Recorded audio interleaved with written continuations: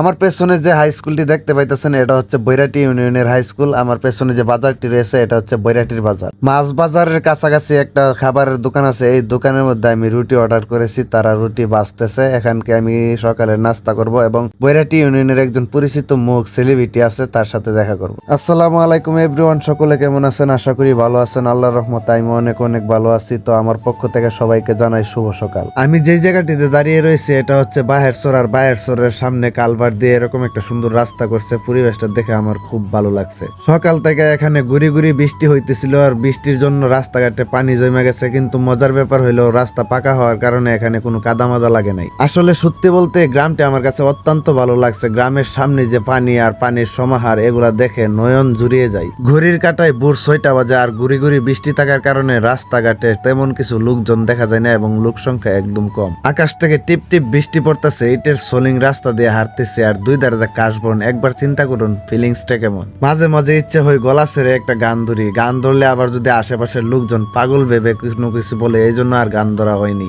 মুখে উচ্চ সুরে গান না বললেই কি, মনে মনে তো আমার গান বাজতেছে। ও আমার দেশের মাটি তোমার পরে ঠেকায় মাতা।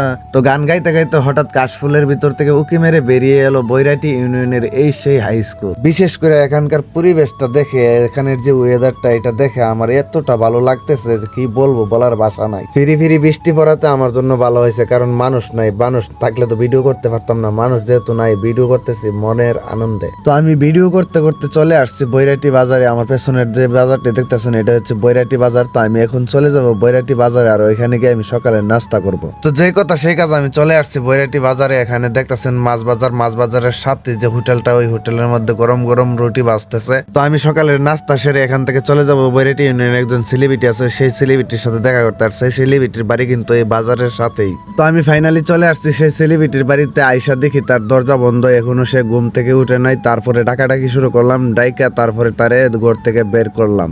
ফাইনালি আমি চলে আসছি বৈরাটি ইউনিয়ন, আমাদের এলাকার ভাইরাল এবং সেলিব্রিটি রাজন ভাইয়ের বাসায়।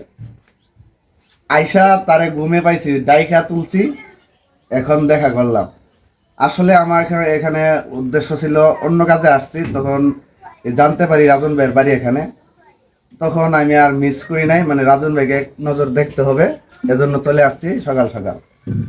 তো রাজন ভাই কেমন আছো? জি আলহামদুলিল্লাহ ভালো আছি। যাক, আমার ফ্রেন্ডদের উদ্দেশ্য কিছু বলে দাও।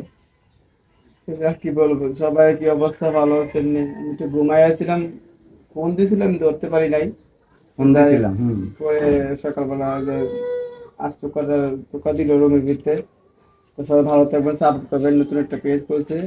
তো সবাই ভালোবাসেন, অবশ্যই সাপোর্ট করবেন, ভালো থাকবেন। রাজন ভাই কিন্তু অনেক ভালো ডান্স করে এবং ওনার আইডির মধ্যে খুব রিচ এবং ভালো একটা এই উচ্চ পর্যায়ে আছে। তো আমাদের এলাকার অত্র এলাকার মধ্যে রাজন ভাই কিন্তু মানে সবার চাইতে উপরের লেভেলে আছে।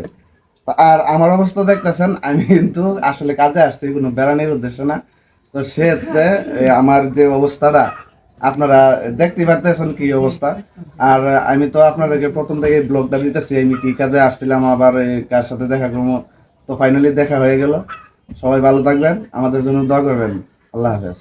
তো রাজন ভাইয়ের সাথে দেখা শেষ করে আমি চলে আসতেছি বাড়ির উদ্দেশ্যে। তবে আমি বাহেরচর কিসের জন্য গিয়েছিলাম একটু বলে দেই। আমি বাহেরচর গিয়েছিলাম একটা ইলেকট্রিকের কাজ করতে। আপনারা সবাই জানেন আমি ইলেকট্রিকের কাজ করি। তো যেহেতু আমি একজন ইলেকট্রিশিয়ান, আমার যেখানে কাজ পড়ে আমি সেখানে যাই। শুধু বাহেরচর না, যে কোনো জায়গায় কাজ পড়ে সেখানে আমি গিয়ে কাজ করি। আর একটা কথা হলো, বিশেষ করে যেহেতু আমি কন্টেন্ট ক্রিয়েশনে নাম দিয়েছি, তখন আমাকে ভিডিও করতে হবে। যে কোনো জায়গায় যাই, যে কোনো অবস্থায় ভিডিও কিন্তু বাদ দেওয়া যাবে না, ভিডিও আমাকে করতে হবে। তো বিশেষ করে প্রবাসী যারা আছেন আমার ভিডিও দেখতেছেন, আপনারা কিন্তু গ্রামের ঐতিহ্য, গ্রামের যে সৌন্দর্য, গ্রামের যে প্রাকৃতিক গুলা, এগুলা কিন্তু আপনারা আমার ভিডিওতে দেখতে পান। আমি কিন্তু সেভাবে ভিডিও করি যে ভিডিওগুলা আপনাদের মন কাড়বে এবং আপনাদের কাছে ভালো লাগবে। আর পরিবার নিয়ে যেহেতু ভিডিওটা দেখতে পারবেন, সেই রকম করে আমি ভিডিও তৈরি করি। তো সবাইকে আবার শেষবারের মতো শুভেচ্ছা জানিয়ে এখানে বিদায় নিচ্ছি।